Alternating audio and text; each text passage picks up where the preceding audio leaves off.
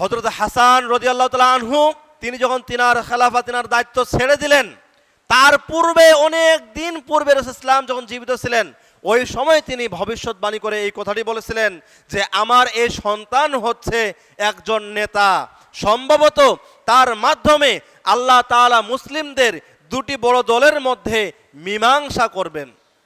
মুসলিমদের বড় দুটি দলের মধ্যে তিনি মীমাংসা করবেন। তাহলে দেখুন, এখানে তিনি তিনার রাজত্ব, তিনার সিংহাসন, তিনার আসন, তিনার মন্ত্রিত্ব, তিনার পদ তিনি ছেড়ে দিয়ে শুধুমাত্র উম্মার স্বার্থে, উম্মার কল্যাণে, মানুষের কল্যাণে তিনি একবারে তার মন্ত্রিত্ব পদ থেকে অব্যাহতি নিয়ে তিনি সাধারণ মানুষের কাতারে চলে আসছিলেন।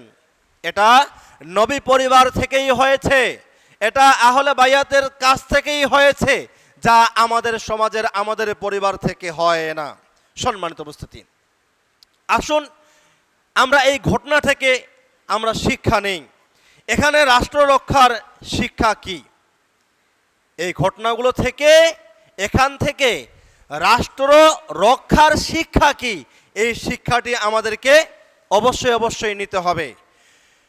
আমাদের জানা দরকার, মুসলিমদের রক্ত হচ্ছে পবিত্র। মাথায় রাখবেন, মুসলিমদের রক্ত হচ্ছে পবিত্র। হাদিসের মধ্যে আসছে, রাসূলুল্লাহ সাল্লাল্লাহু আলাইহি ওয়াসাল্লাম তিনি বলেছেন, একজন মুসলিমকে হত্যা করার চেয়ে দুনিয়া ধ্বংস হয়ে যাওয়া আল্লাহ তাআলার কাছে সহজ। একজন মুসলিমকে হত্যা করার চেয়ে দুনিয়া ধ্বংস করা আল্লাহ তাআলার কাছে সহজ। হাদিসটি তিরমিজি শরীফের 1395 নম্বর হাদিসের মধ্যে আসছে। হাদিসের মান সহিহ। উক্ত হাদিস থেকে আমরা বুঝতে পারলাম আল্লাহ তাআলার কাছে পৃথিবীটা ধ্বংস করে দেওয়া সহজ, এরপরও একটা মানুষ হত্যা করা সহজ নয়। কিছুক্ষণ পূর্বে আপনাদের গ্রামের সন্তান আলফাস আমাকে বলল যে ওস্তাদজি, আপনি একটু বলবেন, জানাবেন যে খুন খারাপি হত্যা এটা হচ্ছে সমাজের মধ্যে। তার নানির বাসা কান্দেবপুর, সম্ভবত কোথায়, চকের হাট, দুঃখিত, চকের হাট। তো চকের হাটের একটা ঘটনা বলল, তুচ্ছ সামান্য একটা ঘটনাকে কেন্দ্র করে উচ্চ বাচ্চ কথা হয়েছে এই মর্মে একজন ব্যক্তি বা তার পরিবারের কিছু লোকজন সরাসরি কুড়াল নিয়ে, দেশীয় অস্ত্র নিয়ে, দা নিয়ে তাকে মারার জন্য তার বাসায় চলে গেছে এবং জনসমক্ষে তাকে আবার কুপায়ও মারে ফেলছে। আস্তাগফিরুল্লাহ।